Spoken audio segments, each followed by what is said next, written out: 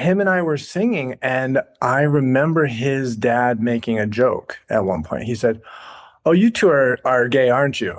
And in the way he said it, there was this shame with it, that there's something wrong with this. And it hit something inside me that said, oh, it's not okay to just express myself, to just sing, or to show my sensitivity. And this became a deep story for me. Going to welcome my dear friend Stephen to the podcast. Welcome you back to the podcast.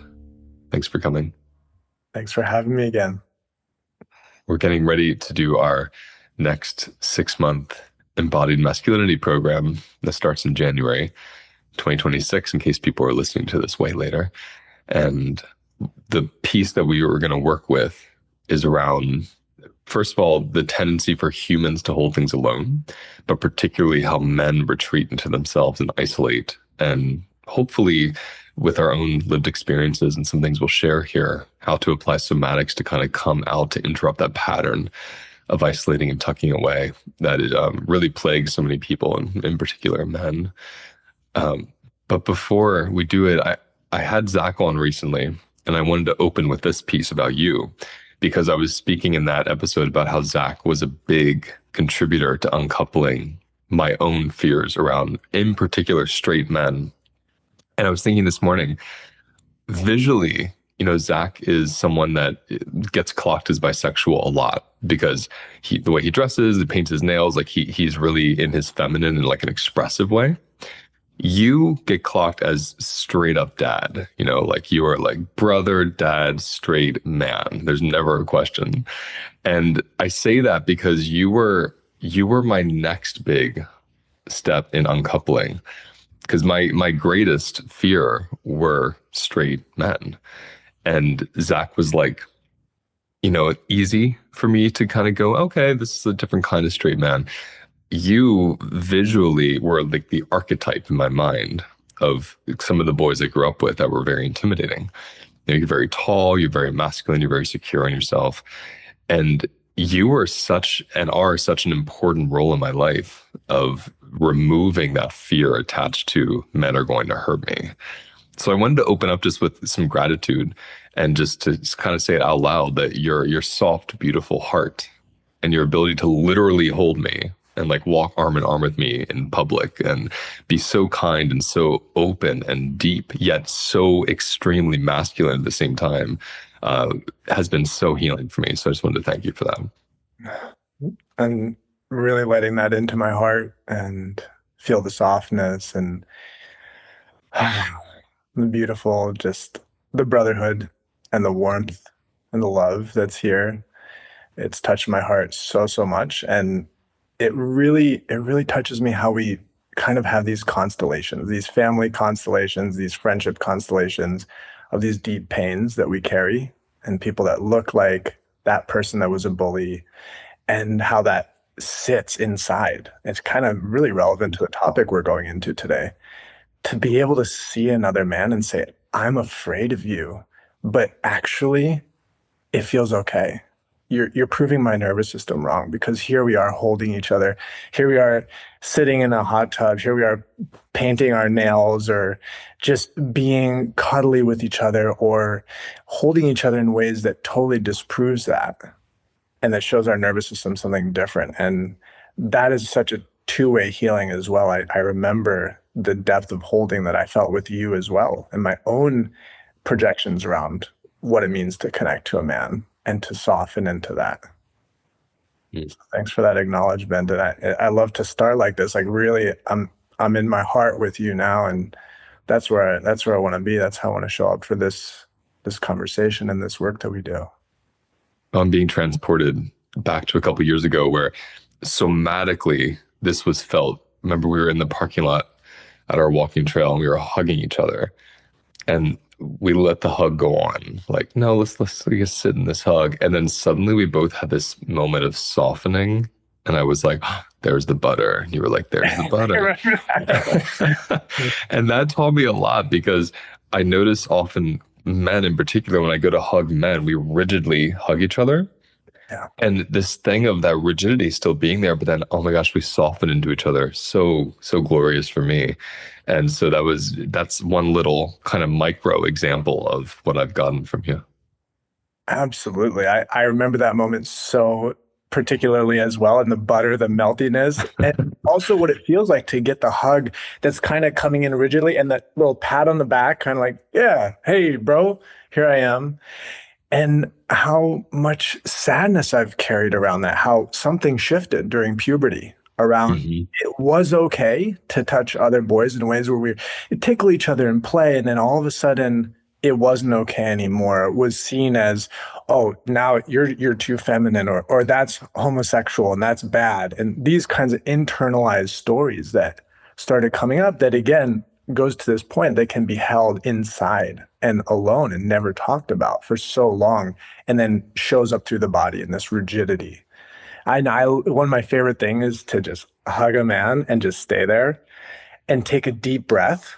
And I can kind of notice that breath is a little stilted for them, but our Hmm. bodies resonate. Our bodies want this so much. At Hmm. the end of the day, let's take out the conceptions that we have. We are social animals, that we need each other, we feel each other, and that breath out and that melting is just, oh, it's one of my favorite things ever. I want to rewind because you just said something that I think is really important, especially to our group and the things that we've learned with men from the group. Something changed during puberty and after. And, this audience of mine is primarily female. These discussions bring in more men, especially men they know. So I love having more of these so men can realize, hey, I can be part of this audience too. But one thing a lot of women don't know, and a lot of men don't even think about until they have permission to talk about it in a group, is how much changed around affection, right? During and after puberty, particularly between men and other men. Their fathers. I remember a client telling me when I hit puberty, my father stopped giving me a kiss goodnight. He wouldn't kiss me goodnight anymore. He would just give me like a pat on the back and walk away. And so this thing shifts between our peers, sometimes between our fathers, our grandfathers, where now because we have the potential to be sexual, all touch, all affection is somehow coded in that sexuality. And then that kind of homophobia that runs really deep in a lot of us keeps us from having that deep connection because you'll literally be ridiculed for it. Like when we were growing up, you'd be called the three-letter F word. If you had any tenderness with any man around you. It was just not allowed.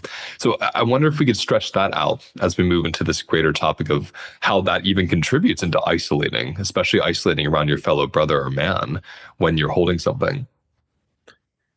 Absolutely.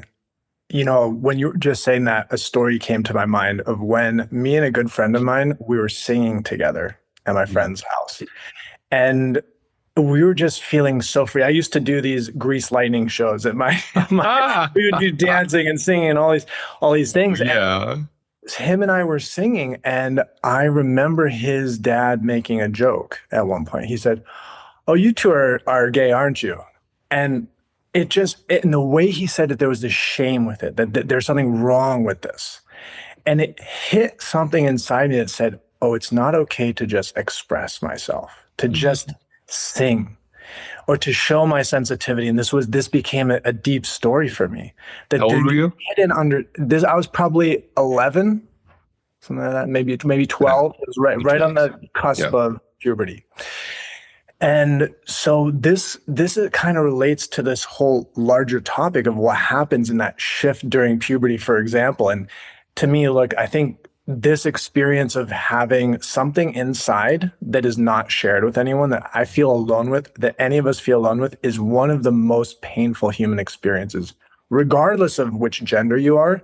But in particular with men, there are certain parts of our lives, certain stories about what it means to be a man, what it means to be masculine, what it means to go through the initiation of puberty and have this huge surge of testosterone that comes through. You don't know what the heck to do with it.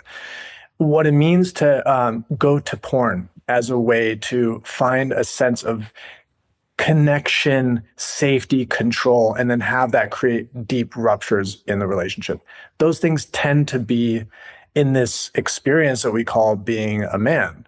And so to me, the medicine here is to be able to actually come into conversation and maybe we can tease out what that actually looks and feels like with others who have a shared experience and like we can actually resonate. Like we were saying, the butter resonance that we Mhm. feel in the hug, to feel that same resonance in our body of, oh, I'm actually not alone in this thing. And I can potentially let it be seen.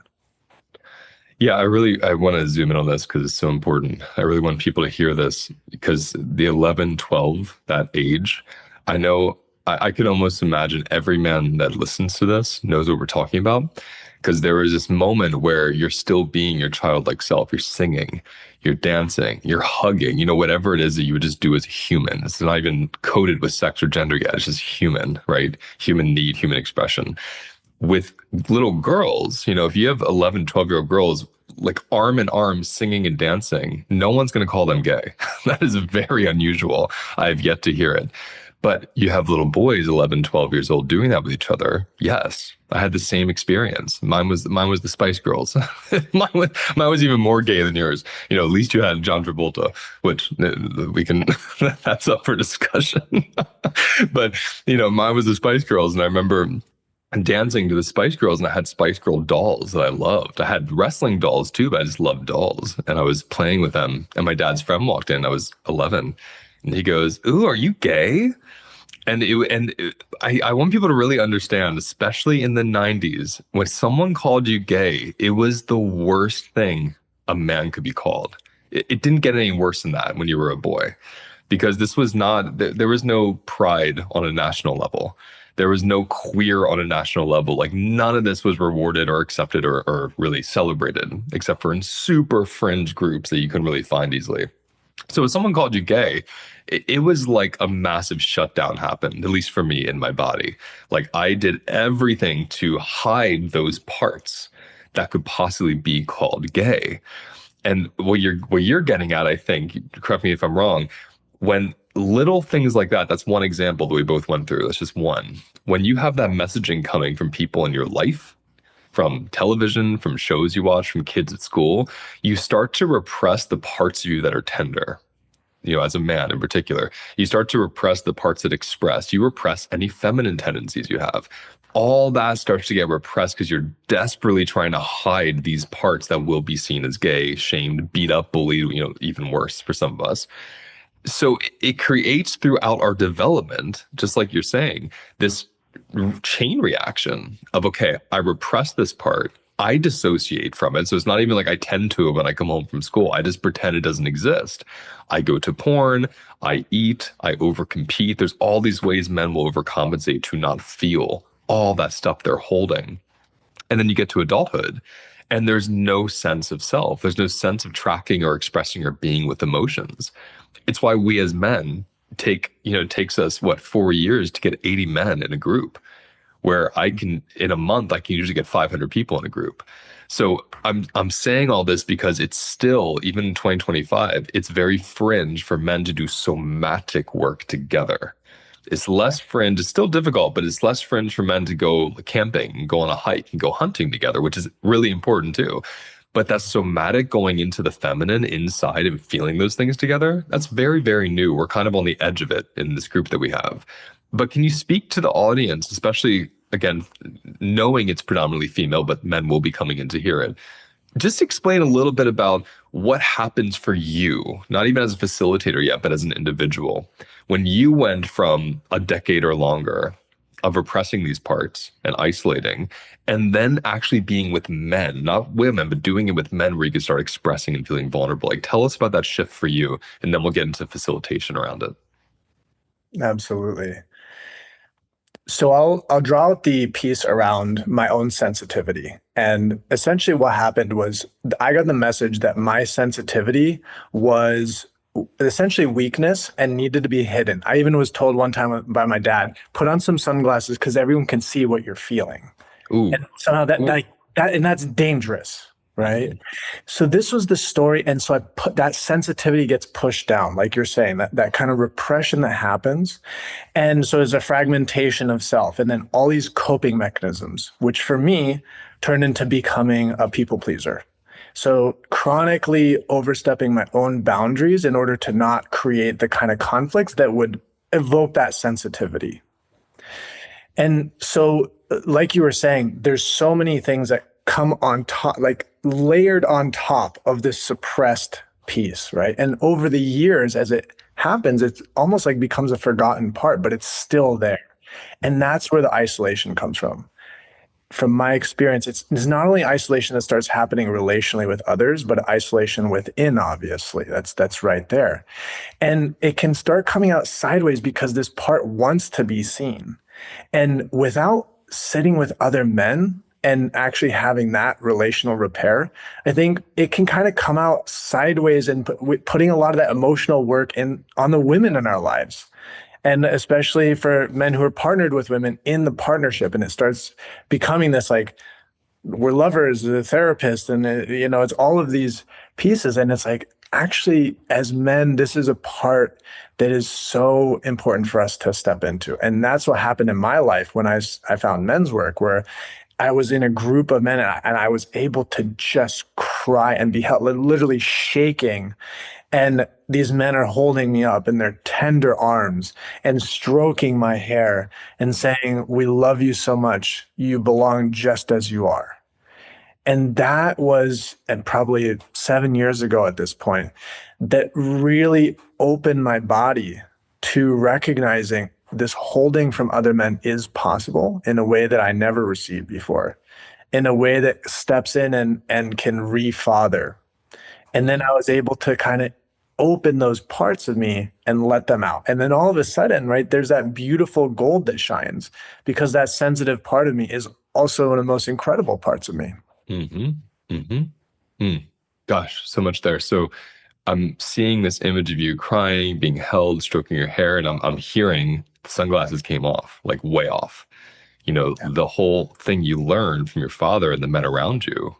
And I was hearing that too. The defense mechanism we learn becomes the personality. It becomes what a man is, right? Which is very interesting because this messaging that the men before us received, which is why they gave it to us, was just like you said, your vulnerability or sensitivity is dangerous. It's not even like there's an initial judgment that it's wrong. It's dangerous. And then from the fear of being vulnerable and being seen as vulnerable for good reason, the things they went through in their generations, from that fear comes this kind of overprotected masculine where it's super defensive, super rigid, like what I call the cinematic drag king, the huge blown up caricature version of the masculine, which then gets conflated with what it means to be a man. But it's not what a man looks like. It's what a protected person really in, let's say, like an over masculine expression looks like. I know lesbians that do this. I've met women that do this. Like the masculine forces aren't tied to sex. But for men, there's a lot of messaging around what it means, again, based on these defense mechanisms. So 7 years ago, here you are, your defense mechanisms fall apart in a room full of men, and nothing bad happens. You don't get made fun of. You don't get tossed out. You don't get told to repress it. Instead, men come with their strong, beautiful bodies, and they use that strength that would have repressed you to actually support what wants to come out. And I think that's what really interests me about men's work in particular, like the somatic kind where we go into our emotions, is we use the strength that's usually for building and running and punching and yelling. We use that for the capacity to hold really big things that are moving through that I think only men can hold for each other. Can you just tell me a bit about that piece? Like specifically how men really in particular hold it in a very specific way for each other. Yeah. To me, the person that can really, or the people that can really open us up are people who can actually feel Hmm. what we're talking about. So there's one level where I can say, "Hey, I have this fear that my sensitivity is weakness." And then there can be another man who has had that same story in his own body physically resonate with me in a way that it's like magic happening Hmm. because all of a sudden it's on a deeper than verbal level, right? The verbal level is one thing to come out and say it, and that does feel great.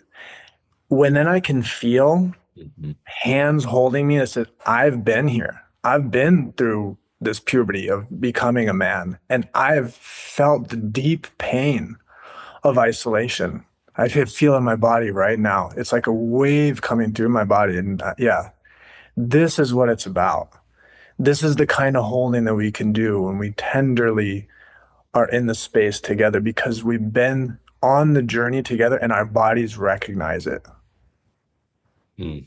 I feel it. I feel mine's like my tongue, like literally from the tip of my tongue all the way down to my actual stomach organ and the solar plexus area. It's like a nauseous slug. It just feels like this big, thick, nauseous experience of all those things that get stuffed down, how alone you feel with them.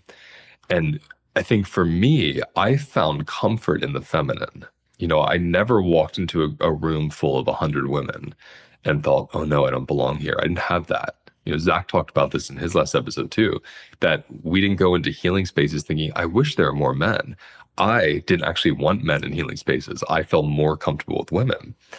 And I think that's interesting because the feminine, and this is also why traditionally feminine gay men were always my best friends. I felt the closest with them. The feminine is this, I can handle you, like I can tend to you. When we think of the feminine, it's a nurturing, receptive role. That felt almost predictably safe, like I can go into any space and be received.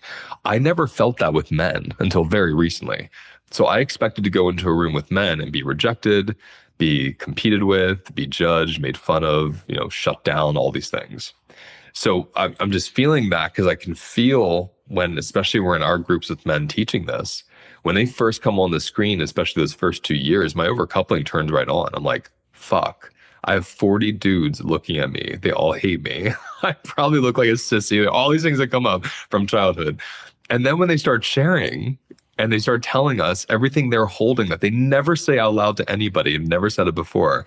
I mean, I just start weeping, as you've seen. I see you just start weeping. This transmission, like you're talking about, starts happening of, me too, me too. I felt that too. I know that too.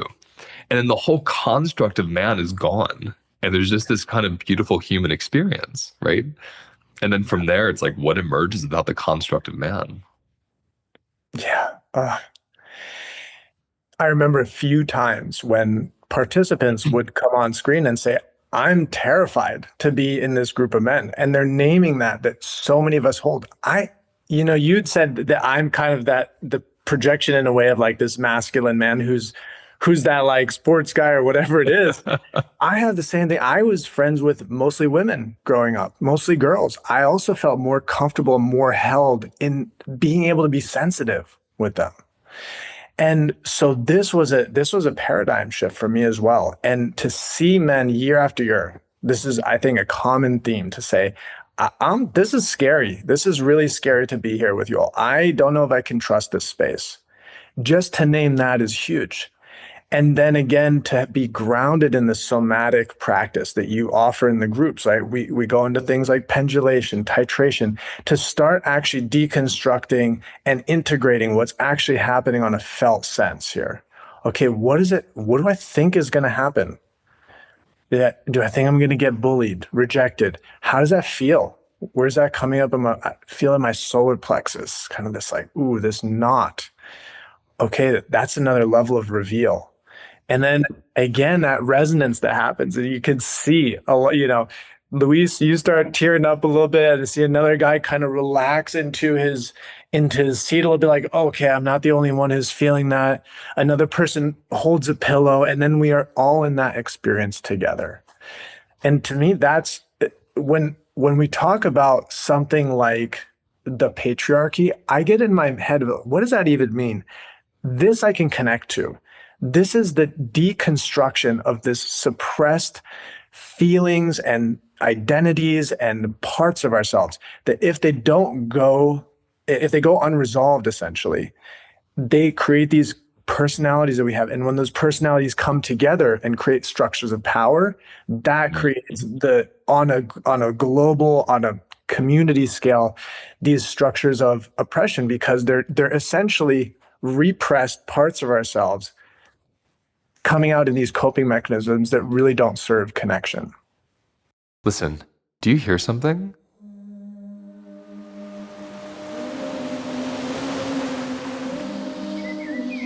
That's the sound of warm, delicious, glorious Costa Rica. And this is where I am headed next. On February 28th, I'm hosting a week-long retreat at the stunning Blue Spirit Retreat Center, and it's going to focus on recovering from emotional eating and people-pleasing by finding safety within. And there's truly not a better place for me to teach this than Blue Spirit.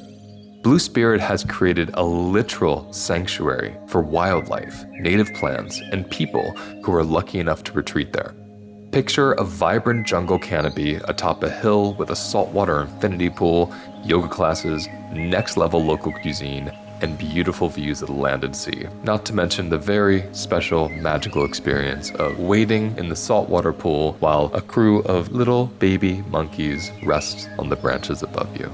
Your room is situated just minutes from the most beautiful ocean I've ever met, with tide pools featuring everything from blue octopus to starfish and a rainbow variety of tropical fish. And yes, I will be personally introducing you to each and every one of them. So let's go into the retreat itself. I'll be joined by my dear friends Zach and Camille as we teach you the art of finding safety in yourself, especially as it relates to fawning and people-pleasing and eating habits, which are all very connected. I'm going to teach you how to eat to recover from stress and trauma, how to use food cravings as a compass for unmet needs, how to tend to your capacity for being seen and being uncomfortable so you can stop fawning so much, and how to embody and ground big emotions and sensations that arise in your body. It's an easy flight to the airport, and Blue Spirit will manage your transportation from there. Visit holisticlifenavigation.com and click on events for more information, or click on the link in the episode details. We will be waiting for you on the other side in glorious, warm, vibrant Costa Rica. Yeah, I'm just tracking that. That's all so beautiful. You know, I mean, can we talk about the pillow? To see 40, 50, 60 men holding, grown men holding pillows. Like, I instantly feel. I'm getting a pillow. I'm not gonna just talk about it. I don't have my pillow. I don't have a bad teacher right now. So I'll use my hands. It instantly, anyone that's listening should go to YouTube, because just when you see a man suddenly holding a pillow, you're like, oh, it's this visual of tenderness, of softness, of, you know, vulnerability. And I love when the first session, when I say, okay, everybody, let's all grab a pillow. Let's hold that. Let's lean into our chair, lay on the ground, lay in bed. Let's just kind of lay together and hold this pillow for a moment. And you see all these men collectively stop being rigid and holding it up and trying to be like the strong one, all these things, and just release together. This kind of collective tapestry gets woven, even though it's virtual. And visually, each man gets permission. I see it happen. Like you said, the shoulders come down. Well, I've seen men just grab their face and start crying. Others, you know, really hold the pillow and take a deep breath, or they move their wrists. It's like they get this permission. I'm not going to be hurt if I get vulnerable, because they're doing it. And that, to me, when people say we need to, you know, deconstruct the patriarchy, that's what's left to do. Because in America, at least, legally speaking, there's no patriarchy left. Women are the most educated right now they've ever been. Women own more homes than men right now. Women are less likely to commit suicide than men. Like, statistically and legally, they got it. But what's happening right now, the fabric of what's left from the patriarchy is men being isolated, men repressing their masculinity, which is another form of toxic masculinity, men overly expressing it, but essentially putting the burden onto their partner. In particular, female partners, in this case, of straight men or bisexual men, putting the onus on the partner to hold all the parts of them they haven't learned to hold. All that is the residue and the leftover. And like you said, these systems of oppression and power that had been male coded for, you know, thousands of years up until very recently, that's the result of all this somatic repression in the male body. So we have this privilege right now with somatics and technology to be able to sit together in the comfort of our home, so we don't have to go into a room with people you don't know, and start learning this together, so these pieces can soften, so these lineage, legacy burdens, as Dick Schwartz would call them, can start releasing and transforming. And I guess I wanted to ask you, on a kind of practical note for people listening, what's one of your favorite things we do in the 6 month program, whether it's a practice, a topic, where you really see the men in your group just slowly start to trust or quickly start to trust being vulnerable and letting that go? Well, what's the moment you've clocked that? And just to add a little asterisk here, so people know we have a large group of people, anywhere between 80 and 120 so men is what I'm expecting for this next one. We have a large group, but then we have these subgroups where about 20 men will be put to one facilitator. So Stephen will have the same 20 men for 6 months and they do their own sessions. He checks in with them. So it's like this amazing adjunct therapy you get to the group work. So in your groups, tell me a little bit about that. Mm. The first thing that comes to mind is something from an integration session. So I'll share that and then maybe we can go to a practice. Mm-hmm. There was a man who shared that for him, one of the big stories about what it means to be a man is that he needs to constantly be producing something of value. Whether he's speaking, whether he's showing something, when he has the microphone on, there needs to be something good coming out in order for it to be worthy. And so what he asked for in terms of support was to just be for 5 minutes in our small integration group, as if we were lions hanging out on the savannah, just relaxing. And so this was this invitation. We all laid back, got super comfortable, put our mics off of mute so we could speak, but we didn't really even say anything. We just hung out and we just saw each other. And that 5 minutes was a total salve for the nervous systems of everyone in there, it seemed like. Afterwards, the weaving was incredible. Just like, I have never done that before. Especially, again, on Zoom is kind of like, we're here to talk about something. We're here to do something. We were just there to be with each other. And that was absolutely incredible. And how unusual it is for a group of men in particular to do that. In particular for men. Yeah. Yeah. So that was one thing that came to mind. Another one is the practice of pendulating. I think that's one of the really fundamental ones that we go into, how to essentially recognize that a part of your experience isn't your whole experience. So if I'm feeling really activated around this story that I have, around this piece that's feeling really isolated, all of a sudden it's really coming up in my chest and it's like feeling overwhelming, that we can actually find another part of our body that's feeling more regulated in that moment and recognize it's not a global experience and go into a place of choice, essentially, to say, I'm actually going to pay attention to this place, going to come back here. And that practice, to me, it really was a fundamental piece that lasted the entire time, because no matter what sort of situation each person was going through, they were able to apply this and actually get into their bodies and find a way to come back to a regulated state, or maybe a state dysregulated, but that was good information to see what was actually there and start to bring that integration together. So yeah, those were huge. And then I'll just shout out again for the pillow. I had probably 3 guys say the most the most helpful thing was to take a pillow and to lay back, and especially to have their heads supported. You oftentimes specifically mention have your head supported, so you don't need to use your neck to be in tension. And when that happens, it opens up so much space.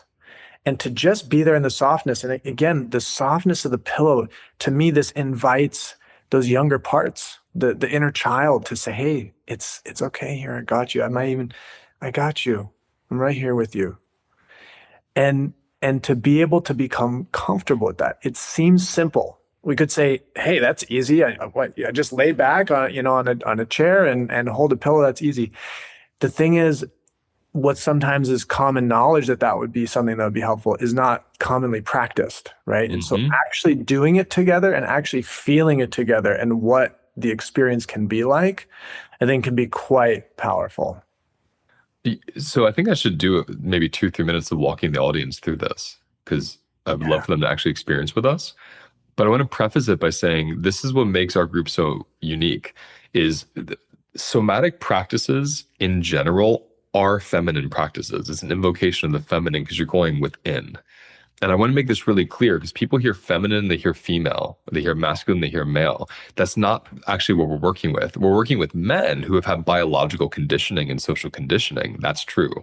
There's a very unique experience just to men as there are to women, as there are to trans men and women. Like there's a unique experience of different biological, developments throughout our lives.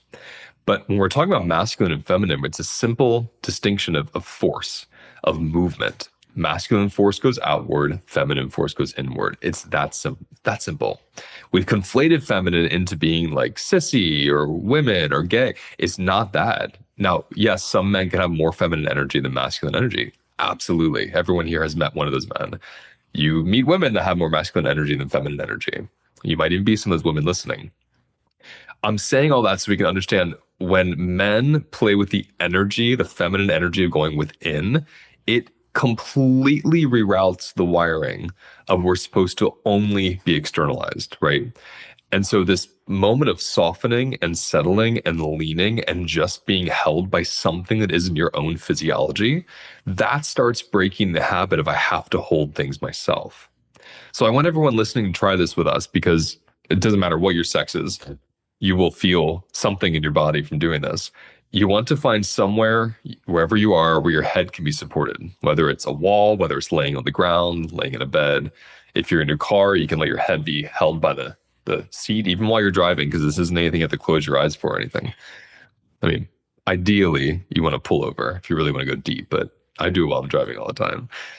So what we want to first notice is as the head is supported, and you really let the head just be held by whatever it is, notice how the face muscles, the muscles behind the skull, the head, the neck, especially in the shoulder, this jaw, this whole area, head, neck, shoulder. Just notice how when your head is being supported, some of that starts to soften. And for some of you, it might not. You might notice, wow, my head doesn't allow anything to hold it. So this can even be a diagnostic exercise for some people of how much tension they hold chronically, right? So we're just taking a couple seconds, like 10, 15 seconds, just to breathe. The goal isn't even to calm down. It's just to feel, can my neck, head, and shoulders release some tension because they don't have to hold themselves up? And you just notice that. And if you have a pillow, if you have a jacket, if you have a blanket, something you can bunch up, put it over your belly and chest area and give it a hug. And if you don't, like me, you can use your hand, one hand over your belly, one hand over your chest, and give it a little pressure. But feel what it's like to have something in front of you giving you a little pressure, a little support. If it's soft, maybe a little comfort while the head's being held. And earlier when Stephen was doing this, he was stroking it. That's a beautiful thing to do. You can kind of pet the pillow, you can squeeze it, you can just feel the texture of it, the temperature of it. And just notice the throat, the chest, the solar plexus, the belly. Like what happens? Some movement might emerge. Like I see Stephen swaying a little bit. That's beautiful. Breath might change. Emotions might come up. Just see what happens as something else holds you and supports you. There was a study done where people who held a pillow and squeezed it had lower cortisol levels in minutes because the body goes into a parasympathetic response quite often when we do this. Then the last thing you do is just open your eyes while you're doing it if your eyes are closed and take in the room. Look where you are. Specifically look for things that are pleasant, things that are beautiful, and breathe into those and see, can you feel in your body where your body picks up on this beautiful thing? Where your body opens or settles or feels soothed or loved by whatever it is you're looking at. And that's it. It's a really simple couple minutes just to see what's my body's capacity to open up and soften.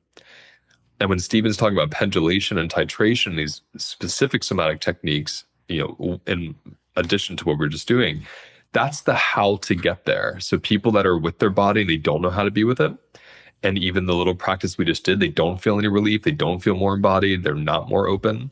We have all these other practices because you can't just tell an individual, especially a man who's been conditioned to repress himself, feel, open up, talk to me. It doesn't work. Anyone here with a partner like that knows what we're talking about. But when they start actually practicing it with other men and they get guidance on how to titrate those sensations so they don't get shut down or overwhelmed, then your man starts coming to you, starts opening up to you, starts being much more transparent with you because they're not in this habit of constantly locking and shutting things down. Anything you would add to any of this, Stephen? Mhm. The softening into the body creates more space for there not to need to be defensiveness. And I think relationally, that's one of the most beautiful things. There's more flexibility there. And even in just doing this practice with another person, following you, giving the suggestions, the invitations, is itself a beautiful surrender that is showing my body, I don't need to hold it alone. Even now, I can allow myself, I can release myself to be held by this other man, and how comforting that can be, and how in that space stuff can have the space to emerge. Mm-hmm. And maybe all of a sudden for one of the men, tears come up because he's starting to think about the sadness that is coming up with the relational rupture he's having because of porn usage. And the space for whatever needs to come up is there, and the body is ready to actually do this process of releasing and integration when it has the fertile soil to do it. And that's sort of what our job is on multiple levels, whether it's the big group where you're offering somatic practices and again, giving men permission to look at these specific topics, puberty, etc. And then we have space to integrate it where men can actually share on an individual level. This is what's coming up for me. This is what it feels like. This is what I'm scared to tell you all. And then to have an online forum to continue the conversation and make connections. And we have guys that are still meeting now from last year, from this year's group, that still have a peer group that they do together.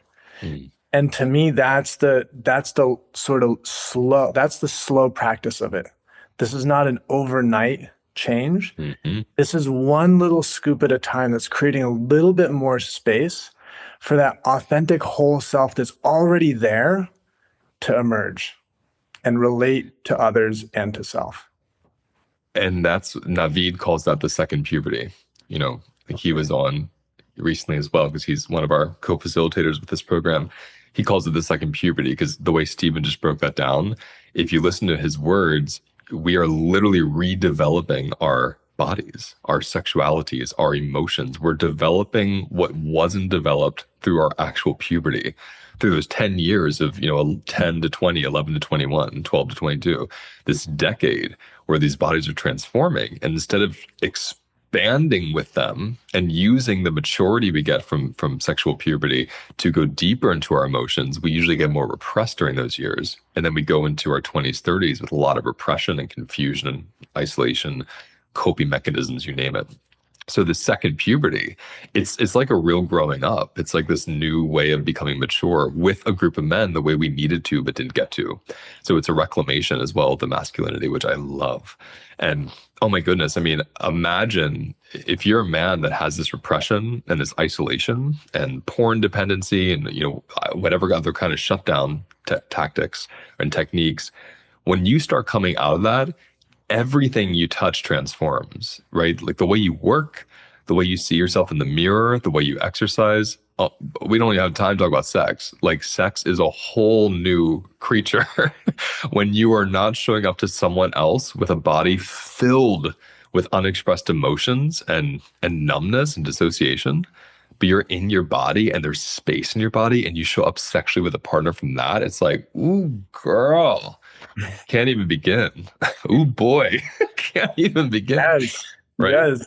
It's a turn on of life right there. It's stepping into your power, but power from your authenticity of who you are, not power from a coping mechanism that requires power over something to feel okay. And That's right. that's a huge fundamental shift. And it feels good. It feels good to have this, right? Not that it feels good all the time as we step through this. Some of this stuff can be painful, challenging. Sometimes it's non-linear and it feels like, did I take a step backwards or forwards? I'm not sure. But to trust in the process that the body knows And when it's given the conditions and the support, the body can slowly unfurl into Hmm. back into that wholeness that again, it was always there. It's just been covered up over time. And this is kind of the beautiful part of the game of life that we get to play is kind of get disconnected from those pieces and then come back into reconnection. I just want to repeat that it was always there. It just got covered up. And it's so beautiful because there is no, I have to find myself. It's like yourself is completely intact. We just have to kind of pull off these things that are hiding it. And there it is. You know, it's always been waiting for you. This conversation, I have to say, is particularly making me so excited for the program because you're highlighting all my favorite parts of it. And I want people to know who are listening that you're a somatic practitioner, very talented one, if you can't tell already just by his presence and what he says. But if anyone wants to try you out or get a sense of this work, they can hire you. You have private practice and you also have a membership space. And so we're starting in early, I think January 3rd. I think January 3rd is our first meeting. I could be wrong. Actually, why don't you talk about yourself for a minute, your practice, while I look at when we first meet? Sure. So to learn more about my work, you can go to intimatelyhuman.com. And it's really in this same vein. How do we create spaces for communal practice to come back to that deep humanness that is here? And how do we get to experience that together in community as our ancestors got to do? And then unfortunately, many of us have been disconnected from. And so it's bringing that reconnective practice through somatics, personal inquiry, and really giving the space for the bodies to interact with each other and unfurl.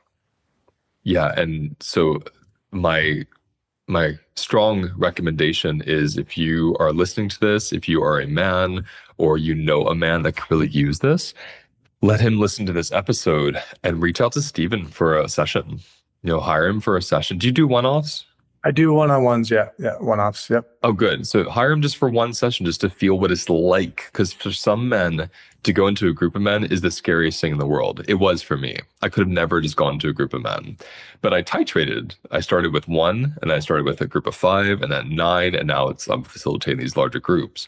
But I'm wanting men to hear they can reach out to you, do a one-off, or do a couple months with you, even one-on-one, to get that sense, to start uncoupling. And uncoupling, my friends, just means releasing the somatic associations with things. So the body fears being around men. Start with one man where you're intentionally working with that fear and your body starts to soften. Then you have capacity for bigger witnessing and being witnessed, you know, around a group of men. But check Stephen's workout because right now registration is open for our 6-month program. So you can go to holisticlifenavigation.com or look in the episode details and click on it for more info. The first session begins on January 6th, Tuesday, January 6th. I have to say 6th. My friend who edits this is like, you say 6th. And I'm like, yeah, I'm from Pennsylvania, bitch. that's how we do. But it's 6th. So January 6th is when we do our first meeting. Registration closes December 15th. So please register by then if you're interested in this program. Any final words? So looking forward to doing this for a 4th year with you, Luis. It's each year is so interesting to see who comes in, what they're bringing, and it's in a way a microcosm, I think, of the evolution of what's happening in the psyches of many men. Because each year, a few more men. Each year, we're able to go into just some territories we weren't able to the previous year, and to me, that's really encouraging that this work is happening, and let's continue it going because to me, it's one of the best uses of my time to be able to support men on this, you know, with whatever they're bringing, whatever topics, whatever fears, whatever shame that is holding you back from expressing your life force fully, bring it and try the experiment of taking the risk to as slowly and consensually as you want open up and see what happens. See the possibility of being seen and held and loved and welcomed exactly as you are. Just as we're closing, as you're saying all that, I'm thinking, I am so lucky that you're my friend because I get that from you all the time for free. I get to call you, I get to see you, I get to be witnessed by you. I'm so grateful for you. I love you so much. I love you too, Luis. It's a beautiful, beautiful part of life to get to journey together and learn together and love each other. It is. Well, I'll see you very soon, and I look See, forward to doing the program with you too. sounds good. Hey, love. Bye. See ya. Thank you for watching today's episode. Please like and subscribe if you found it useful, and let me know in the comments what you want me to cover next.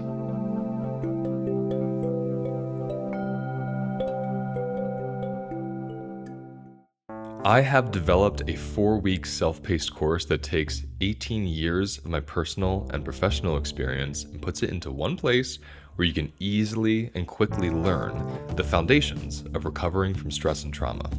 How does the food you eat affect your stress levels? How do the relationships in your life create stress or peace? How does the relationship you have with your body allow you to feel happier and more settled? I will cover all this and so much more in this 4-week self-paced course. And the best part, it's self-paced. You don't have to sign up at a certain date or finish it at a certain time. It's yours for life, and it's waiting there for you when you're ready to finish it. Throughout this course, I'll be teaching you philosophies and practices that combine my 3 favorite modalities: somatic experiencing, embodied parts work, and nutrition. For more information on this course, click on the link in my episode details.